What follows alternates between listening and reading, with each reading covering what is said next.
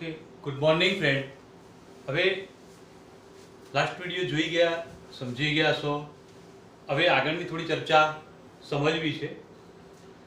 જે આપણે અલગ અલગ એકમોની ચર્ચા કરતા હતા, અલગ અલગ રાશિઓની ચર્ચા કરતા હતા, એની અંદર એક રાશિ વિશેની ચર્ચા બાકી છે, જેમાં તાપમાનની વાત સમજીશું. શું છે તાપમાનની ચર્ચા? બહુ બધી રાશિઓ વિશે બહુ ટૂંકમાં ચર્ચા કરી છે, જેમાં તાપમાન વિશે પણ બહુ ટૂંકમાં ચર્ચા કરી છે. પહેલા તો એક પ્રશ્ન થશે કે તાપમાન માપવા માટે કયા એકમો વાપરી શકાય? તો તાપમાન માપવા માટે 3 પ્રકારના એકમોનો ઉપયોગ કરવામાં આવે છે. કયા કયા 3 એકમો? તો એ 3 એકમોની ચર્ચા સમજીશું, ક્લિયર કરીશું. તો ધ્યાન આપો બગા. સૌથી પહેલા તાપમાન માપવા માટે ડિગ્રી સેલ્સિયસ એકમનો ઉપયોગ થઈ શકે છે. તાપમાન માપવા માટે બીજો એકમ છે ડિગ્રી ફેરનહીટ છે, અને તાપમાન માપવા માટે ત્રીજા એકમની વાત કરીએ એમાં કેલ્વિન આવે છે. તો તાપમાન 3 એકમમાં માપી શકાય છે. હવે પ્રશ્ન થાય કે 3 એકમ ક્યાં ક્યાં વાપરી શકાય? તો સમજીએ. સામાન્ય રીતે વ્યવહારની અંદર જે તાપમાન મપાય છે એ સેલ્સિયસમાં મપાય છે. દાખલા તરીકે અત્યારનું તાપમાન 40 ડિગ્રી સેલ્સિયસ છે, તો મતલબ 40 ડિગ્રી સેલ્સિયસમાં માપ્યું આપણે. તમને કહેતા હોય ડોક્ટર ભાઈ 102 તાવ છે, તો એ શું છે? તો 102 સેલ્સિયસ નથી, આ ધ્યાન રાખજો. કારણ કે 100 સેલ્સિયસ છે તો પાણી ઉકળવા લાગે. હવે જો 100 સેલ્સિયસ પાણી ઉકળવા લાગે તો 102 તો આપણું તાપમાન. તો આનો મતલબ કે તાપમાન સેલ્સિયસમાં નથી હોતું. તો ડોક્ટર જે મેડિકલ ક્ષેત્રે જે તાપમાનનો ઉલ્લેખ કરે છે જે ફેરનહીટમાં હોય છે. તો તાપમાન માપવા માટે બીજી વાત આવી ફેરનહીટ. ઓકે બકા. તો ફેરનહીટ એકમનો પણ ઉપયોગ કરી શકીએ. તો પ્રશ્ન થાય કે કેલ્વિન ક્યાં આગળ? તો વિજ્ઞાનમાં તાપમાન દર્શાવવા માટે કેલ્વિન એકમનો ઉપયોગ કરવામાં આવે છે. તો કેલ્વિનનો ઉપયોગ વિજ્ઞાનમાં, તો મતલબ કે એક વાત મગજમાં બરોબર બેસાડી દો. કોઈ પણ દાખલો ગણવાનો આવે અને સૂત્રમાં જો તાપમાન શબ્દ આવે, ટી આવે, આ ચેપ્ટર પછીના કોઈ ચેપ્ટરમાં કોઈ પણ સૂત્રમાં તાપમાન આવે તો કેલ્વિનમાં જ દર્શાવવાનું, ભૂલથી પણ સેલ્સિયસમાં કે ફેરનહીટમાં નહીં લેવાનું. ધ્યાન રાખો બરોબર. ભણો ત્યાર સુધી કહું છું, 12મામાં પણ અને કોલેજમાં પણ તાપમાન આવે તો સેલ્સિયસમાં નહીં લેવાનું, ફેરનહીટમાં પણ નહીં લેવાનું, કેલ્વિનમાં જ લેવાનું. સૂત્રમાં કિંમત મૂકતી વખતે ધ્યાન રાખો. ઓકે, ચલો. હવે પ્રશ્ન થાય છે કે તાપમાનના 3 એકમો છે, તો એસઆઈ એકમ પદ્ધતિની અંદર કયો એકમ સ્વીકાર્યો હતો? યાદ કરો. તો કેલ્વિન સ્વીકાર્યો હતો તાપમાન માટે. બરોબર. તો આ બાબત ધ્યાન આપો બેટા. હવે સામાન્ય રીતે જે થર્મોમીટર વપરાતું હોય છે તાપમાન માપવા માટે, એ થર્મોમીટર તમે વિચારો તો થર્મોમીટરની અંદર જે માપ અંકિત કર્યા હોય છે, જે સ્કેલ દર્શાવ્યું હોય છે, જે 0 થી 100 હોય છે. કેટલું હોય છે? તો અહીંયા આગળ આપણે દર્શાવીએ બગા કે 0 ડિગ્રી સેલ્સિયસ થી 100 ડિગ્રી સેલ્સિયસ. કેમ એની અંદર 0 થી 100 વચ્ચેનું માપ દર્શાવેલું હોય છે? તેનું કારણ છે કે પાણીનું ઠાર બિંદુ 0 હોય છે અને પાણીનું ઉત્કલન બિંદુ 100 છે. તો સામાન્ય રીતે જે થર્મોમીટર પહેલા બનાવ્યા હતા એની અંદર 0 થી 100 નું માપ હતું. અત્યારે તો ઘણા બધા અલગ અલગ પ્રકારના થર્મોમીટર આવી ગયા, 0 થી નીચેનું માપ પણ દર્શાવે, 100 થી ઉપરનું પણ દર્શાવે. પણ સામાન્ય થર્મોમીટરમાં આ માપ દર્શાવવામાં આવતું હોય છે. ઓકે બકા. ચલો, હવે સેલ્સિયસમાં માપ દર્શાવ્યું છે, તો એ જ માપને આપણે ફેરનહીટમાં લઈ જઈએ. જો એને જ ફેરનહીટમાં લઈ જવું હોય તો અહીંયા આગળ ધ્યાન આપો બકા કે 32 ડિગ્રી ફેરનહીટ થી 212 ડિગ્રી ફેરનહીટ થાય. હવે એક પ્રશ્ન મગજમાં ઊભો થશે કે ભાઈ 32 થી 212 છે, તો આવ્યું કઈ રીતે આ મૂલ્ય? તો સેલ્સિયસ ને ફેરનહીટ નો સંબંધ શું છે? તો એ સંબંધની ચર્ચા કરીએ. તો ધ્યાન આપો બગા કે સેલ્સિયસ ને ફેરનહીટ નો સંબંધ દર્શાવવા માટેનું સૂત્ર જે છે, સૂત્ર યાદ રાખજો, દાખલાની ગણતરી માટે ઉપયોગી. ડિગ્રી ફેરનહીટ બરાબર 9.5 ડિગ્રી સેલ્સિયસ પ્લસ 32. તો આ બંનેનો સંબંધ દર્શાવતું સૂત્ર છે. ઓકે. હવે એક પ્રશ્ન પાછો મગજમાં થશે કે સાહેબ કેલ્વિનનો સંબંધ, તો ફેરનહીટ અને સેલ્સિયસનો સંબંધ આવ્યો તો સેલ્સિયસ સાથે ફેરનહીટનો સંબંધ છે, તો એ જે સેલ્સિયસ સાથે કેલ્વિનનો પણ સંબંધ છે. તો આપણે હવે જે સંબંધ દર્શાવીશું એ સેલ્સિયસ અને કેલ્વિનનો દર્શાવીશું. તો એનો સંબંધ દર્શાવવા માટેનું સૂત્ર જે છે એ અહીંયા આગળ દર્શાવું બકા. કેલ્વિન બરાબર સેલ્સિયસ પ્લસ 273.15. તો આ સૂત્ર પણ એક યાદ રાખો, કારણ કે આ સૂત્રનો ઉપયોગ વારંવાર કરવો પડશે. કેમ? તાપમાન સેલ્સિયસમાં આપ્યું હશે અને કેલ્વિનમાં દાખલામાં કિંમત મૂકવાની આવશે. ઓકે, તો એના કારણે સેલ્સિયસ ટુ કેલ્વિનમાં કન્વર્ટ કરવું પડશે. 273.15 ઉમેરી દેવાના. સીધી સરળ વાત છે. ક્યારેક સરળતા ખાતર 0.15 ને અવગણે, પણ ક્યારેક મોટાભાગના દાખલામાં 0.15 લઈ લેવાનું. બરોબર? દાખલા તરીકે 25 સેલ્સિયસ હોય તો શું થશે?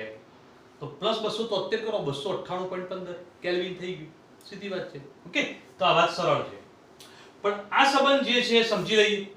તો હવે વિચારો કે 0 સેલ્સિયસ હોય તો સેલ્સિયસ 0 મૂકી દઈએ તો આખું પદ 0 થઈ જાય. તો ફેરનહીટ કેટલા થઈ ગયા? 32 થઈ ગયા.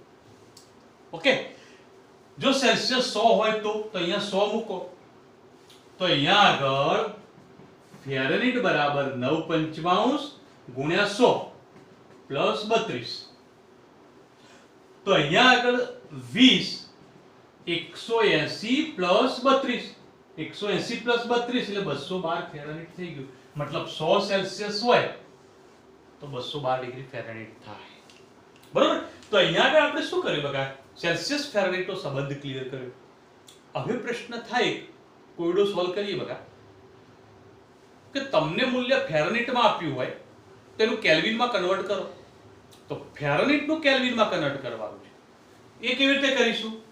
તો એક સાદી સરળ વાત કરીએ. દાખલા તરીકે ફેરનહીટનું કેલ્વિનમાં રૂપાંતરણ કરવું હોય તો ઉદાહરણ લઈએ. તો ધ્યાન આપજો બકા કે ધારો કે 122 ડિગ્રી ફેરનહીટ છે, એના કેલ્વિન કેટલા? તો સૌથી પહેલું કામ શું કરીશું? બરાબર, તમને કદાચ આવો કોઈ MCQ માં કોઈ પ્રશ્ન આવી જાય તો શું કરીએ? 122 ડિગ્રી ફેરનહીટ બરાબર ખાલી જગ્યા કેલ્વિન. કેલ્વિનમાં કન્વર્ટ કરવું છે તો કેવી રીતે કરીશું?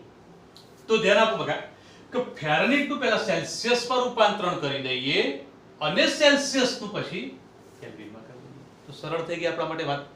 તો સૌથી પહેલા ફેરનહીટનું સેલ્સિયસમાં, તો અહીંયા આગળ ડિગ્રી ફેરનહીટ બરાબર 9.95 ડિગ્રી સેલ્સિયસ પ્લસ 32. ફેરનહીટ મૂકી દો 122, 9.95 સેલ્સિયસ પ્લસ 32. 32 આ બાદ લઈ લો. 32 આ બાદ લઈશું તો બાદ થઈ જશે. તો 122 માંથી 32 નીકળી જાય તો શું થશે? તો અહીંયા આગળ ક્લિયર કરો બગા. 122 માંથી 32 બાદ કરી દો તો ધ્યાન આપો 122 માઈનસ 32 કેટલા થશે બોલો? તો અહીંયા આગળ 122 માંથી 32 બાદ કરીએ તો મતલબ 90 થઈ જશે. ચલો ક્લિયર. 90 9.95 સેલ્સિયસ, સેલ્સિયસ ને કરતા બનાવો તો 90 ગુણ્યા 5 ભાગ્યા 9 કેટલા થાય? સરળ છે. ઓકે, તો 50 ડિગ્રી સેલ્સિયસ. તો સેલ્સિયસમાં કેટલા થઈ ગયા? 50. હવે એનું કેલ્વિનમાં કન્વર્ટ કરવું છે તો સૂત્ર મૂકી દો. કેલ્વિન બરાબર સેલ્સિયસ પ્લસ 273.15. સેલ્સિયસ અહીંયા 50 પ્લસ 273.15. સરવાળો કરી શકશો ને? ઓકે, તો સાદું રૂપ આપી દેજો. બરોબર? હવે આ જે દાખલો ગણ્યો એવા જ એક બે કોયડા તમને હોમવર્કમાં આપું, પણ આ કોયડા તમારે ગણી ચોપડામાં રાખવાના. જ્યારે સ્કૂલમાં તમને બોલાવીએ ત્યારે એ હોમવર્ક તમારે મને બતાવો. ઓકે બકા? તો એ લખી રાખવાનું. એ વખતે તમારે મને બતાવવાનું સાહેબ આટલો જવાબ આવ્યો, કંઈ કન્ફ્યુઝન. બરોબર? સરળ હશે, સરળતાથી ક્લિયર થઈ જશે. તો હવે ધ્યાન આપો બકા કે અહીંયા આગળ તમને બે કોયડા આપું છું, હોમવર્કમાં ક્લિયર કરજો. તો અહીંયા આગળ ધ્યાન આપો. 145 ડિગ્રી ફેરનહીટ બરાબર ખાલી જગ્યા કેલ્વિન. બરોબર?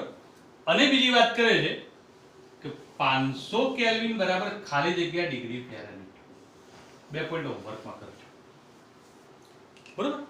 હવે જનરલ થોડી ચર્ચા પણ કરીએ બગા કે વાત આવે કે આપણને શરીરનું તાપમાન કેટલું હોય?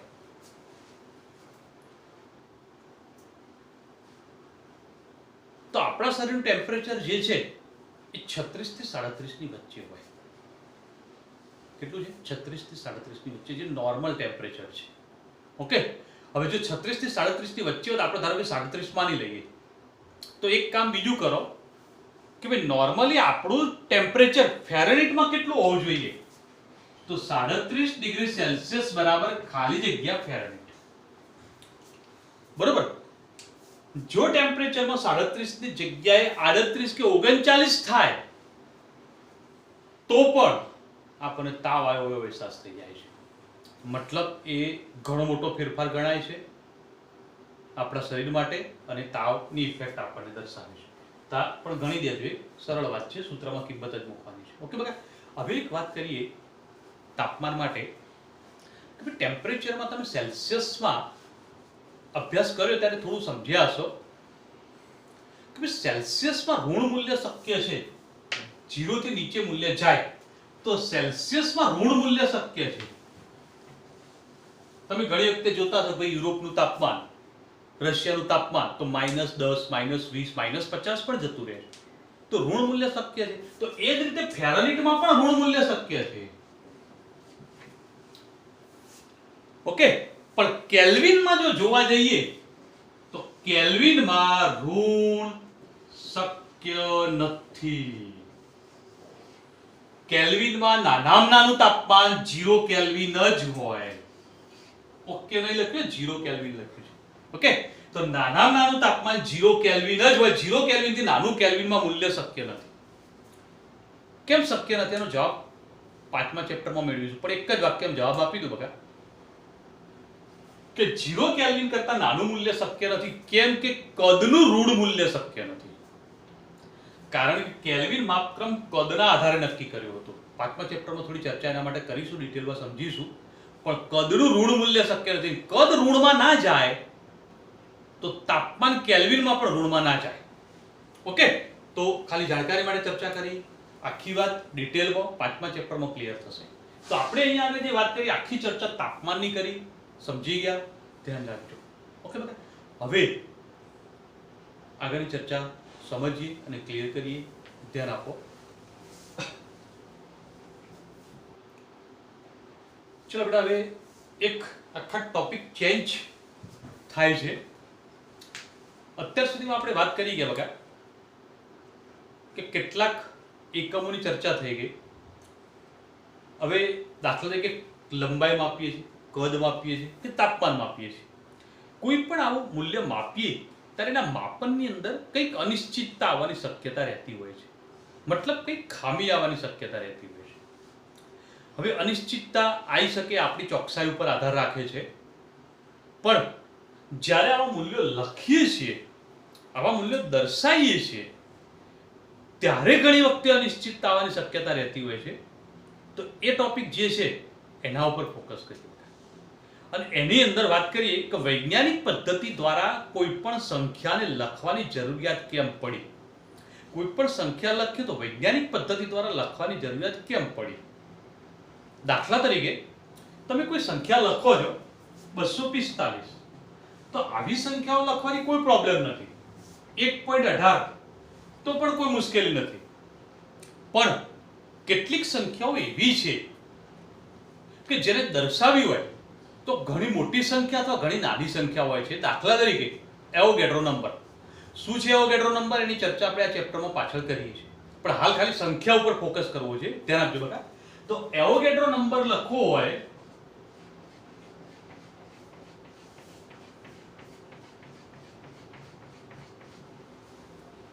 આ મેં લખ્યું એવોગેડ્રો નંબર છે, એક્ઝેક્ટ મૂલ્ય જ લખ્યું છે. ઓકે, પણ હવે આ લખતી વખતે તમે જ્યારે આ સંખ્યા લખો ત્યારે લખતી વખતે એક 0 વધારે ઓછો લખાઈ ગયો તો આખો જવાબ તમારો ખોટો પડે. ચલો બીજી વાત કરીએ. જો H2 અણુ લઈએ છીએ તો H2 અણુ જે છે એના અંદર એક અણુનું દળ કેટલું, તો એનું મૂલ્ય દર્શાવવું. ધ્યાન આપજો.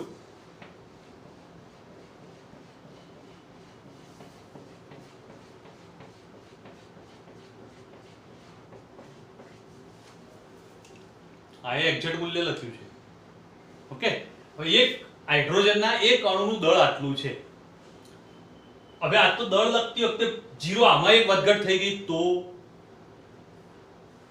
જવાબ ખોટો પડી જાય. તો હવે આવી બધી સંખ્યાઓ લખવી હોય તો ઘણી મુશ્કેલ પડે. તો એ જ રીતે પ્લાન્કનો અચળાંક લખવો છે તો પ્રકાશની ગતિ દર્શાવી છે. પ્રકાશની ગતિ છેલ્લે મેં કહી હતી, બોલો કેટલી હોય? 3 લાખ કિલોમીટર પ્રતિ સેકન્ડ. ઓકે, હવે આટલી બધી ગતિ હોય ત્યારે લખવી હોય તો ભૂલ પડવાની શક્યતા રહે. કોઈ પણ કણ ઉપરનો વીજભાર તો એનું મૂલ્ય પણ અતિ સૂક્ષ્મ છે, તો એ પણ દર્શાવવું ઘણું મુશ્કેલ પડે. તો આવ્યા કેટલીક સંખ્યાઓ દર્શાવી છે. પ્લાન્ક અચળાંક શું છે એની ચર્ચા આપણે બીજા ચેપ્ટરમાં કરીશું અને ત્યાં આગળ પ્લાન્ક અચળાંકની વાત આવશે. ઓકે બરાબર. તો હવે પ્લાન્ક અચળાંક છે, કણોનો વીજભાર છે, પ્રકાશની ગતિ છે, એવોગેડ્રો નંબર છે, હાઇડ્રોજનના એક અણુનું દળ છે. આવું બધું દર્શાવવું ઘણું મુશ્કેલ પડે છે. તો આને સરળતા ખાતર દર્શાવવા માટે શું કરીશું? તો સરળતા ખાતર આ બધી સંખ્યાઓ દર્શાવવા માટે તેને વૈજ્ઞાનિક પદ્ધતિમાં લઈ જવી જરૂરી છે. કેવી રીતે લઈ જઈએ? તો પહેલા તો વૈજ્ઞાનિક પદ્ધતિમાં કેવી રીતે કોઈ પણ સંખ્યાને દર્શાવાય? તો વૈજ્ઞાનિક પદ્ધતિમાં દર્શાવવા માટે ધ્યાન આપજો બેટા. n કોઈ સંખ્યા છે ગુણ્યા 10 ની n ઘાત. આ વૈજ્ઞાનિક પદ્ધતિમાં દર્શાવવા માટેનો એક ફોર્મેટ છે. આ ફોર્મેટમાં તમારે કોઈ પણ સંખ્યાને વૈજ્ઞાનિક પદ્ધતિમાં દર્શાવવામાં આવે છે. જો આ ફોર્મેટથી દર્શાવો તેમાં n શું છે પહેલા કેપિટલ N સમજી લઈએ. કેપિટલ N એટલે 1.0 થી 9.999 ની વચ્ચેની કોઈ પણ સંખ્યા અથવા આ પણ હોઈ શકે. મતલબ અહીંથી અહીંયા ની બધી સંખ્યાઓ વચ્ચે લઈ શકો. ટૂંકમાં એક વાત યાદ રાખવાની કે n નું મૂલ્ય એક સંખ્યા પછી પોઈન્ટ વાળું હોવું જોઈએ. કેવું હોવું જોઈએ? એક સંખ્યા પછી પોઈન્ટ આવે એવું જ n નું મૂલ્ય હોવું જોઈએ. બે સંખ્યા પછી પોઈન્ટ વાળું ના ચાલે. દાખલા તરીકે આ 1.18 લખ્યું ચાલે, પણ 11.8 લખીએ તો ના ચાલે. 256.14 લખો તો ના ચાલે. કેમ? ત્રણ સંખ્યા પછી પોઈન્ટ આવ્યો, આમાં બે સંખ્યા પછી પોઈન્ટ આવ્યો. તો વૈજ્ઞાનિક પદ્ધતિમાં આ રીતે ના લખી શકાય. વૈજ્ઞાનિક પદ્ધતિમાં કોઈ પણ સંખ્યા દર્શાવી હોય તો શું કરવાનું? એક સંખ્યા પછી પોઈન્ટ આવવો જોઈએ. કમ્પ્લીટ વાત બેઠી બગજમાં? ઓકે. ત્યાર પછી અહીંયા આગળ આવી જાવ 10 ની n ઘાત. ભાઈ n ઘાત જે છે એ કોઈ પણ સંખ્યા હોઈ શકે. ધન સંખ્યા પણ હોઈ શકે, ઋણ સંખ્યા પણ હોઈ શકે, શૂન્ય પણ હોઈ શકે. ક્લિયર? અપૂર્ણાંક નહીં. ઓકે, તો અહીંયા આગળ કોઈ પણ ધન સંખ્યા, કોઈ પણ ઋણ સંખ્યા હોઈ શકે. ચલો ક્લિયર બગા? તો આ બાબત ધ્યાન રાખવાની. હવે આ બે સંખ્યાઓ જે લખી એવોગેડ્રો નંબરના હાઇડ્રોજનના અણુનું દળ, એ બંનેને આપણે વૈજ્ઞાનિક પદ્ધતિમાં ફેરવી કાઢીએ. અને જો બંનેને વૈજ્ઞાનિક પદ્ધતિમાં ફેરવીએ તો એક વાક્ય હું બોલું, બે વાક્યો બરોબર મગજમાં ધ્યાન રાખજો. ભણશો ત્યાર સુધી કામમાં લેવાનું છે. બરાબર? આ પોઈન્ટ જે છે ને એને ખસેડવાની વાત છે. કોને? પોઈન્ટને ખસેડવાની, એનું સ્થાન. તો બરોબર મગજમાં બેસાડજો. દાખલા તરીકે હું એક સંખ્યા લખું છું 25.41 ગુણ્યા 10 ની 3. આ સંખ્યા મારે વૈજ્ઞાનિક પદ્ધતિમાં ફેરવવી છે. આ સંખ્યા. ઓકે, જો આ સંખ્યા મારે વૈજ્ઞાનિક પદ્ધતિમાં ફેરવવી તો શું કરીશ? એક સંખ્યા પછી પોઈન્ટ આવવો જોઈએ. મતલબ જે બે સંખ્યા પછી પોઈન્ટ હતો એ જગ્યાએ પોઈન્ટ ખસેડીને અહીંયા લાવવો પડે. ચલો પોઈન્ટ હું ખસેડી દઉં. 2.541. પોઈન્ટ ખસેડી દીધો. પોઈન્ટ ખસે ત્યારે ઘાતમાં ફરક પડે.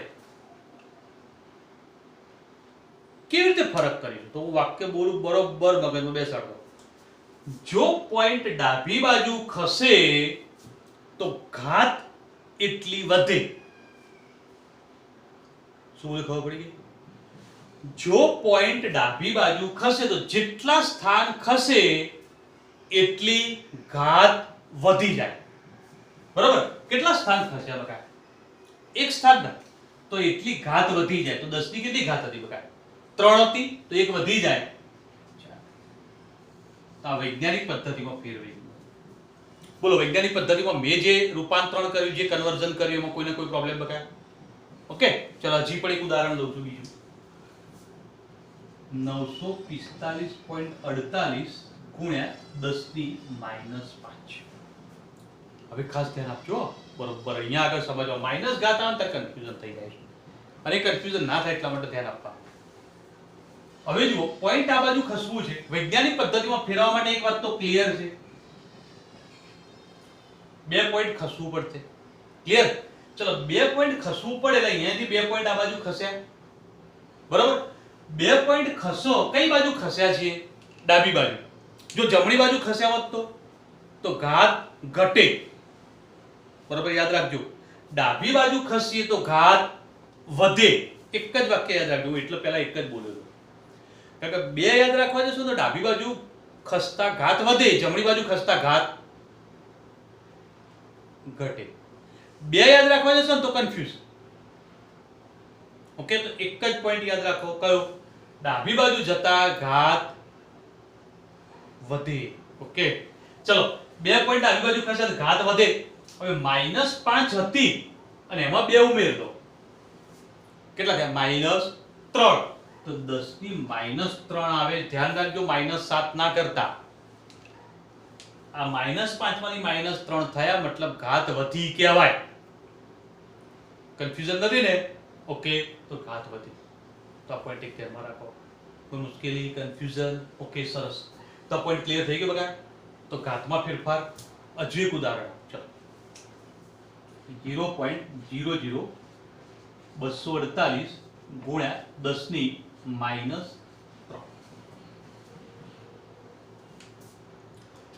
આને વૈજ્ઞાનિક પદ્ધતિમાં લાવવા માટે શું કરવું પડે? પોઈન્ટ અહીંયા છે, એક સંખ્યા પર પોઈન્ટ લાવવો પડે, તો 2.48 કરવું પડે, બરાબર? તો પોઈન્ટ ખસીને અહીંયા આવ્યો, કેટલા સ્થાન ખસે આપણે? 3 સ્થાન. કઈ બાજુ ખસ્યા? જમણી બાજુ. ઓકે, અને જમણી બાજુ ખસીએ તો ઘાત ઘટે. ઓકે, તો -3 હતા, એમાં 3 ઘટે એટલે -3 બીજા કરો, કેટલા થયા? -3 -6, તો ગુણ્યા 10 ની -6. તો આને વૈજ્ઞાનિક પદ્ધતિમાં રીતે ફેરવ્યા, આને આ રીતે ફેરવ્યા, આને આ રીતે. બોલો, 3 ઉદાહરણ મેં આપ્યા છે. કન્ફ્યુઝન લાગે તો એકવાર વિડિયો ફરીથી રિપીટ કરી 3 ઉદાહરણ જોઈ લેજો, કારણ કે વૈજ્ઞાનિક પદ્ધતિમાં ફેરવવાની, ઘાતમાં થતા ફેરફારની વાત વારંવાર આવશે, ભણશો ત્યાર સુધી આવશે, બરાબર? એટલે ધ્યાન રાખજો બગા, અને સમજજો કે જેના કારણે કન્ફ્યુઝન ના થાય. હવે આપણા બે મોટી સંખ્યાઓને વૈજ્ઞાનિક પદ્ધતિમાં ફેરવી દઈએ, બરાબર? જે બંને સંખ્યાઓ વૈજ્ઞાનિક પદ્ધતિમાં ફેરવી દઈએ તો કેવી રીતે ફેરવીશું? પહેલા પહેલી સંખ્યાને જોઈ લેજો. પહેલી સંખ્યામાં કોઈ જગ્યાએ પોઈન્ટ છે જ નહીં, તો પોઈન્ટ અહીંયા જેવું માન લો, છેલ્લા અહીંયા પોઈન્ટ આવવો જોઈએ. અહીંથી ખસવાનું શરૂ કરો. 1 2 3 4 5 6 7 8 9 10 11 12 13 14 15 16 17 18 19 20 21 22. તો 23 સ્થાન ખસ્યા. તો પહેલા તો 6.022 ગુણ્યા 10 ની કેટલા સ્થાન ખસ્યા બગા? 23 સ્થાન. તો 10 ની 23 ડાબી બાજુ ખસ્યા તો પ્લસ. ઓકે, તો હવે આ જે સંખ્યા લખીને આ રીતે લખી શકો. બોલો, સરળ બની ગયું?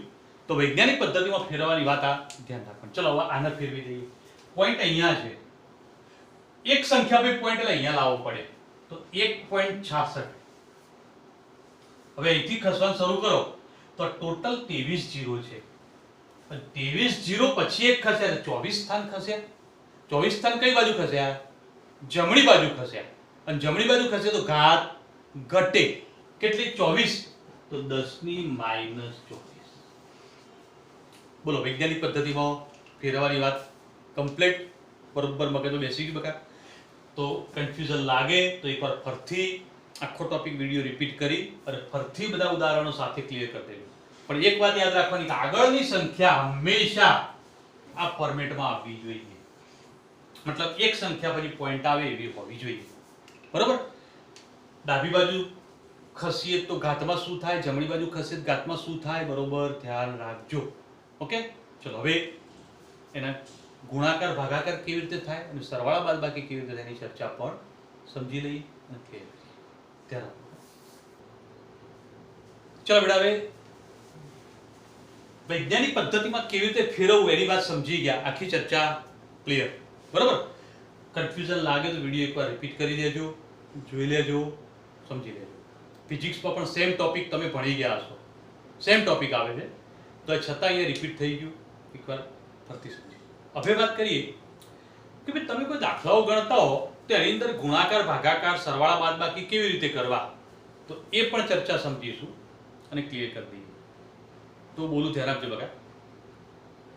સૌથી પહેલા સામાન્ય જે ગુણાકાર કરવાના આવતા હોય છે એનો ઉપયોગ તમે કેલ્ક્યુલેટર દ્વારા કરી અને સાદુરૂપ આપી શકો છો. કેલ્ક્યુલેટર ઉપયોગ કરી શકાય છે, બરાબર. સાદું કેલ્ક્યુલેટર એક વસાઈ દેવાનું, સાદું સરસ કેલ્ક્યુલેટર લાવી દેવાનું, સાઇન કોસ વાળું નહીં. ઓકે. હવે ગુણાકાર કેવી રીતે થાય એની વાત સમજવી છે. હું અહીંયા આગળ ચર્ચા કરું, ધ્યાન આપજો બકા. 7.2 ગુણ્યા 10 ની 3 ઘાત ગુણ્યા 4.8 ગુણ્યા 10 ની 2 ઘાત. હવે 7.2 અને 4.8 આ બે સંખ્યા લીધી 10 ની 3 ને 10 ની 2. કેવી રીતે આનો ગુણાકાર કર્યો? વચ્ચે ગુણાકાર છે. એક સંખ્યા આ છે, એક સંખ્યા આ છે. હવે આનો ગુણાકાર કરવો હોય તો એના માટે સૌથી પહેલા આગળની બે સંખ્યાનો ગુણાકાર કરી દેવાનો. તો 7.2 ગુણ્યા 4.8. ચલો ઓકે.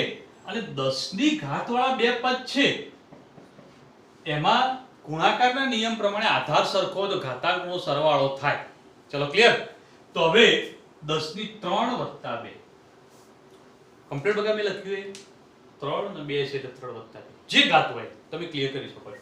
હવે આ બેનો ગુણાકાર કરો તો ગુણાકાર થશે 34.56. કેલ્ક્યુલેટરમાં ગુણાકાર કરી દેવાનો. ઓકે. ચલો આટલો જવાબ આવે ગુણ્યા 10 ની 5 ઘાત. પણ આ સંખ્યા વૈજ્ઞાનિક પદ્ધતિમાં નથી. જુઓ બે સંખ્યા ભાઈ પોઈન્ટ છે, આપણે વૈજ્ઞાનિક પદ્ધતિમાં ફેરવવું પડે. તો વૈજ્ઞાનિક પદ્ધતિમાં ફેરવવા માટે પોઈન્ટનું સ્થાન ખસેડવું પડશે. ડાબી બાજુ ખસેડવું, જમણી બાજુ? ડાબી બાજુ. કેમ? એક સંખ્યા ભાઈ પોઈન્ટ આવવો જોઈએ. તો 3.456 ગુણ્યા 10 ની કેટલી ઘાત આવશે બોલો? પોઈન્ટ ડાબી બાજુ ખસ્યો, ડાબી બાજુ ખસે તો ઘાત વધે. ઓકે. અને વધે તો અહીંયા આગળ 10 ની છે. તો એનો જવાબ આવી ગયો. તો બોલો ગુણાકાર કેવી રીતે કરી શકાય? આવડે બકા? સરળ છે, બરાબર. ગુણાકાર કરવા માટે ચલો બીજી એક ઉદાહરણની પણ વાત કરું છું, ધ્યાન આપજો. 3.8 ગુણ્યા 10 ની -3 ગુણ્યા ઋણ ઘાત લીધી. હવે ઋણ ઘાત લઈને શું થાય જોઈ લઈએ. 6.6 ગુણ્યા 10 ની -4 ઘાત માઈનસ લીધી. ઓકે. હવે પેલો નિયમ જે હતો એ પ્રમાણે જ સૌથી પહેલા 3.8 ગુણ્યા 6.6 ગુણ્યા 10 ની આધાર સરખો તો ઘાતાંકોનો સરવાળો, તો સીધી વાત છે -3 -4 -3 પ્લસ -4 પણ પ્લસ -4 લખો એટલે -4 જ વધે, બરોબર. તો મતલબ આ રીતે લખી દીધું. હવે પહેલા બેનો ગુણાકાર કરીશું. ગુણાકાર કેટલો થશે? તો સાદુરૂપ કેલ્ક્યુલેટરમાં આપજો બકા. 25.08 ગુણ્યા 10 ની -7. ચલો હવે ધ્યાન આપો. પોઈન્ટ ખસેડવો પડશે ફરીથી વૈજ્ઞાનિક પદ્ધતિમાં લઈ જવા માટે. તો એક સ્થાન ખસેડીએ તો 2.508 બરાબર ગુણ્યા 10 ની બોલો -6. આપણે બોલ્યા હતા ડાબી બાજુ ખસે તો ઘાત વધે, તો -7 હતી એમાં એક પ્લસ કર દો. -7 ઘાત હતી પકા, એમાં એક પ્લસ કરી, પ્લસ થાય ડાબી બાજુ એટલે ઘાત વધે, વધે તો પ્લસ કરી તો -6 થઈ ગઈ. બસ ફાઇનલ જવાબ આવી ગયો. બોલો ગુણાકાર કેવી રીતે કર્યો ખબર પડી બકા. હવે ભાગાકારનું એક ઉદાહરણ લઈ લઈએ, બરોબર. તો ભાગાકાર કેવી રીતે થઈ શકે તેના એક ઉદાહરણની વાત પણ કરી લઈએ, ક્લિયર કરી દઈએ. તો બોલું ધ્યાન આપજો બકા. 1.2 ગુણ્યા 10 ની -3 આ એક સંખ્યા ભાગ્યા એનો ભાગાકાર છે 6.4 ગુણ્યા દેખાશે રે તમને નીચે લખું થોડું 1.2 ગુણ્યા 10 ની -3 ભાગ્યા 6.4 ગુણ્યા 10 ની -5. ઓકે. હવે ભાગાકાર કરવાનો છે તો આ રકમ છે ભાગાકારના સ્વરૂપમાં લખી દઈએ તો 1.2 ગુણ્યા 10 ની -3 ભાગ્યા 6.4 ગુણ્યા 10 ની -5. ક્લિયર? હવે ધ્યાન આપજો, બરોબર. 1.2 ભાગ્યા 6.4. હવે આ સાદું બધા કેલ્ક્યુલેટરમાં જ આપવાના છે એટલે હું મોટી મોટી કોઈ સંખ્યાઓ એવી લેતો નથી, પરીક્ષામાં કદાચ મોટી કોઈ સંખ્યા આવે તો તમારે એ પ્રમાણે સાદુરૂપ કેલ્ક્યુલેટરમાં જ લખવાનું છે, એટલે કોઈ પ્રોબ્લેમ આવશે નહીં. બરોબર? તો અહીંયા આગળ તમે ક્લિયર કરો બકા 0.1875 આ બેનો ભાગાકાર આવો થશે. ઓકે, આ બાદના પોઈન્ટ ઉપર આવીએ તો અહીંયા આગળ જુઓ ગુણ્યા 10 ની આધાર સરખો તો ભાગાકારમાં શું થાય, ઘાતાંકોની બાદબાકી થાય. આ પોઈન્ટ ખાસ ધ્યાન રાખજો. -3 -5 મેં લખ્યું કોઈ પ્રોબ્લેમ ક્લિયર છે? ચલો -3 હતી અને -5 તો -3 ને -5 ની બાદબાકી. આગળ માઈનસ આવે એટલે માઈનસ માઈનસ પ્લસ થઈ જાય. બરોબર? તો 0.1875 ગુણ્યા 10 ની -3 પ્લસ 5 -3 પ્લસ 5 તો 0.1875 ગુણ્યા 10 ની 2. ક્લિયર? ઓકે. હજુ પણ આગળ એક પોઈન્ટ બાકી રહ્યો. કયો? વૈજ્ઞાનિક પદ્ધતિમાં ફેરવવાનો. આને વૈજ્ઞાનિક પદ્ધતિમાં ફેરવી દઈએ તો શું થશે? એક પોઈન્ટ ખસી જઈએ તો 1.875 ગુણ્યા 10 ની પોઈન્ટ કઈ બાજુ ખસ્યા? જમણી બાજુ. તો ઘાત ઘટે તો 2 ની જગ્યાએ 1 થઈ જાય. તો આ તમારું ફાઇનલ છે. તો બોલો ભાગાકાર કેવી રીતે કર્યો બકા? આવડશે? કોઈ કન્ફ્યુઝન લાગે તો રિપીટ કરી ફરીથી જોવાનું અને સમજવાનું. ઓકે બેટા?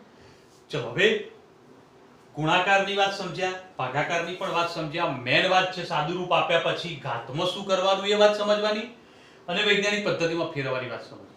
બરાબર? હવે સરવાળા બાદબાકીનો ટોપિક પર જોઈ લઈએ. ક્લિયર કરો. હવે બેટા સરવાળા બાદબાકીની થોડી ચર્ચા પણ કરી લઈએ કે ભાઈ સરવાળા બાદબાકી કેવી રીતે કરી શકાય. તો બોલું ધ્યાન આપતા જજો અને સમજતા જજો. કોઈ બે સંખ્યાઓ લઈ લઈએ આપણે અને સમજવાનો પ્રયત્ન કરીએ. ધારો કે 2.5 ગુણ્યા 10 ની 3 ઘાત પ્લસ 1.5 ગુણ્યા 10 ની 2 ઘાત. કોઈ પણ સરવાળો બાદબાકી કરવા હોય ને ત્યારે એક વાત બરોબર મગજમાં બેસાડી દો કે સરવાળા બાદબાકી માટેનો નિયમ છે કે 10 ની ઘાત બંનેમાં સમાન હોવી જોઈએ. તમારે જેટલી સંખ્યાનો સરવાળો બાદબાકી કરવો હોય બધી સંખ્યામાં 10 ની ઘાત સમાન હોવી જોઈએ. આ વાત બરોબર મગજમાં યાદ રાખવાની. 10 ની ઘાત સમાન ના હોય તો તમે સરવાળો બાદબાકી નહીં કરી શકો અથવા કરશો તમારો જવાબ ખોટો. ક્લિયર? તો ધ્યાન આપજો બકા. આ દાખલા આપણે બે રીતે હવે પોઈન્ટ વિચારીશું કે ભાઈ 10 ની ઘાત સમાન કરવી છે તો 10 ની 3 ઘાત છે ને અહીંયા 10 ની 2 ઘાત છે. તો સૌથી પહેલા એવું કરી દઈએ કે અહીંયા 10 ની 3 ઘાત કરી દઈએ. બરાબર? 10 ની 3 ઘાત કરી દઈએ. તો આ પદ એમને એમ રાખીએ 2.5 ગુણ્યા 10 ની 3 પ્લસ અહીંયા આગળ ઘાત વધારવી છે તો પોઈન્ટમાં ફેરફાર કરવો પડશે, પોઈન્ટ ખસેડવો પડશે. તો હવે ઘાત વધારવી હોય તો 3 ઘાત કરવી હોય તો પોઈન્ટ કઈ બાજુ ખસેડવો પડે? ડાબી બાજુ. ડાબી બાજુ ખસો 0.15 ગુણ્યા 10 ની 3. બોલો આમે ફેરફાર કર્યો એમાં કોઈને કોઈ કન્ફ્યુઝન? ખાસ ધ્યાન રાખજો બકા. ચલો પોઈન્ટ ડાબી બાજુ ખસે ઘાત વધી ગઈ. બંને બાજુ ઘાત સરખી થઈ ગઈ. હવે ઘાત કોમન કાઢી દો. ઘાત કોમન કાઢો એટલે 2.5 પ્લસ 0.15 ગુણ્યા 10 ની 3. બોલો મેં આ લખ્યોમાં કોઈ પ્રોબ્લેમ બકા? ક્લિયર? ઓકે. હવે આ બેનો સરવાળો કરી દો. તો આનો સરવાળો કરી દઈએ તો 2.65 ગુણ્યા 10 ની 3 નું સાદું પાઈ જવાબ આવી ગયો. ક્લિયર છે? ઓકે. વૈજ્ઞાનિક પદ્ધતિમાં જવાબ આવ્યો છે. તમને એક પ્રશ્ન મગજમાં ઊભો થશે કે સાહેબ આની 10 ની 3 કરી એવું ન કરીને આના 10 ની 2 ઘાતમાં લાવીએ તો કરી શકો. જવાબમાં કોઈ ફરક નહીં પડે. જવાબ એના એ જ આવશે. બરાબર? તો એવું એક સાદુરૂપ આપીને સમજવાનો પ્રયત્ન કરીએ અને ક્લિયર કરીએ. તો ધ્યાન આપજો બેટા કે ભાઈ અહીંયા આગળ સાદુરૂપ આપીએ અને સમજવાનો પ્રયત્ન કરીએ તો ધ્યાન આપો કે ભાઈ અહીંયા આગળ સાદુરૂપ સાઈડમાં આપું છું. 2 ઘાત કરવી છે. ચલો 2 ઘાત કરવી હોય તો મતલબ ઘાત ઘટાડવી હોય તો જમણી બાજુ ખસવું પડે. ક્લિયર ને? તો 2.5 ની જગ્યાએ 25 ગુણ્યા 10 ની 2 પ્લસ શું થશે 1.5 ગુણ્યા 10 ની 2. 10 ની 2 ઘાત રાખી અહીંયા આ બાજુના પદમાં એના જ રહેશે. ઓકે. હવે 10 ની 2 ઘાત કોમન કાઢો તો 25 પ્લસ 1.5 ગુણ્યા 10 ની 2. 25 પ્લસ 1.5 કેટલા થશે? 26.5 ગુણ્યા 10 ની 2. પણ આ જવાબ વૈજ્ઞાનિક પદ્ધતિમાં ના આવ્યો. વૈજ્ઞાનિક પદ્ધતિમાં ફેરવી દઈએ તો પોઈન્ટ ડાબી બાજુ ખસે. ડાબી બાજુ ખસે તો 2.65 ગુણ્યા 10 ની 3. હવે જવાબ બે કમ્પેર કરો, ઇક્વલ જ છે, કોઈ ફરક ના પડે. બરાબર? કહેવાનો મતલબ તમે કોઈ પણ રીતે જવાબ લાવો, આની ઘાતમાં ફેરફાર કરો કે આની ઘાતમાં ફેરફાર કરો, જવાબમાં કોઈ ફરક ના પડે, પરંતુ ઘાત સરખી રાખવી જરૂરી છે. આ વાત ખાસ ધ્યાન રાખવા. જો ઘાત સરખી ના રાખી તો જવાબ ખોટો. ઓકે બકા?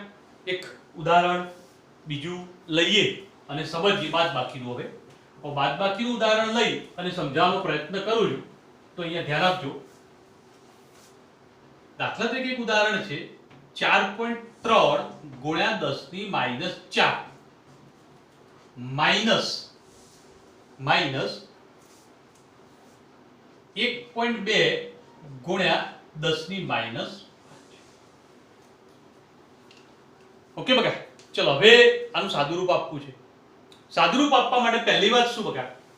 આપણે બોલ્યા પ્રમાણે, નિયમ પ્રમાણે ઘાત સરખી કરી દેવાની. ઘાત સરખી ગમે તે રીતે કરાવો, બે વખત દાખલો નહીં ગણાવો, એક જ વખત ગણાવીશું. બરોબર? પેલા આપણે બે રીતે ચેક કરી લીધું કે ગમે તેમાં ફેરફાર કરો, જવાબમાં ફરક પડતો નથી. ગમે તે ફેરફાર કરો. ચલો ઓકે. હવે સમજવાનો પ્રયત્ન કરીએ અને ચર્ચા કરીએ. તો આની ઘાત જે છે એ ફેરફાર કરતો. બરાબર? તો ચલો ધ્યાન આપજો બકા કે ભાઈ અહીંયા આગળ -5 ઘાત કરું તો જમણી બાજુ ખસવું પડે, કારણ કે -4 માંથી -5 કરે એટલે ઘાત ઘટી કહેવાય. ધ્યાન રાખજો, માઇનસમાં ભૂલ ના પડે. -4 માંથી -5 થાય એટલે ઘાત ઘટી કહેવાય. ઘટી કહેવાય એટલે આમ ગયા તો 43 ગુણ્યા 10 ની -5 માઇનસ 1.2 ગુણ્યા 10 ની -5. ચલો પેલી બાજુ એમને એમ રાખો, -5 કોમન કાઢ દો, 43 માઇનસ 1.2 ઓકે ગુણ્યા 10 ની -5. કોઈને મુશ્કેલી બકા દર્શાવવા? ઓકે 43 માંથી 1.2 બાદ કર દો તો 41.8 થઈ જશે. કેલ્ક્યુલેટરમાં જવાબ આપી શકો બકા? ગુણ્યા 10 ની -5. મોઢે થતું હોય તો મોઢે કરવાનો પ્રયત્ન પહેલા કરવાનો. ઓકે ચલો હવે આ વૈજ્ઞાનિક પદ્ધતિમાં નથી, વૈજ્ઞાનિક પદ્ધતિમાં આને ફેરવવું પડશે પાછું. તો 4.18 ગુણ્યા 10 ની ડાબી બાજુ ખસ્યા તો ઘાત વધે અને માઈનસમાં -5 માંથી વધે તો -4. -6 ના થયો, ભૂલ નહીં કરવાની. ઓકે આ જવાબ આવ્યો. તો આનું બે સંખ્યાની બાદબાકી કરીએ તો આટલો જવાબ આવે. બોલો બોલો, બાદબાકી કરતા આવડશે? ક્લિયર કરી શકશો? ધ્યાન રાખજો. કેટલાક ઉદાહરણ, કેટલાક કોયડા હોમવર્કમાં આપું છું, અહીંયા લખું, તમે સોલ્વ કરવાનો પ્રયત્ન કરજો. ઓકે બકા? ચલો ધ્યાન આપો.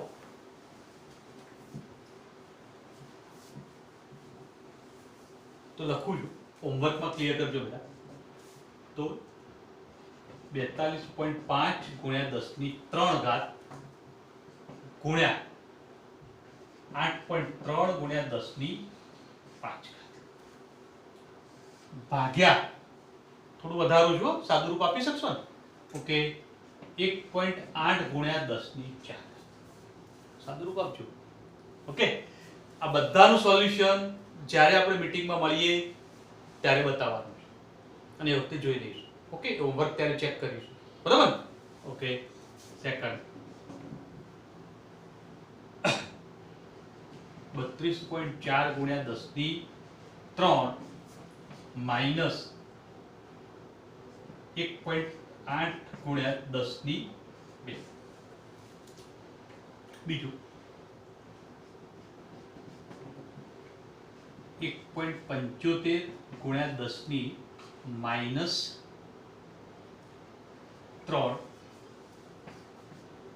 પ્લસ 25.8 ગુણ્યા 10 ની -5. કોઈ પણ રકમ છે આપણા માટે નિયમ ના બદલાવો જોઈએ. ગુણાકાર ભાગાકાર તો સીધા બેનો ગુણાકાર ભાગ્યા કરી દે કેલ્ક્યુલેટરમાં, અને પછી ઘાતમાં તો નિયમ પ્રમાણે કરવાનું. ગુણાકારમાં સરવાળો, ભાગાકારમાં બાદબાકી. ક્લિયર થઈ જશે. સરવાળો બાદબાકી કરતી તે ઘાત સમાન કરવાનો નિયમ બંનેમાં. તો 3 કોયડા સોલ્વ કરજો. ક્લિયર કરજો. ઓકે બકા? તો હવે આજના ટોપિકમાં આટલી ચર્ચા કરી ગયા.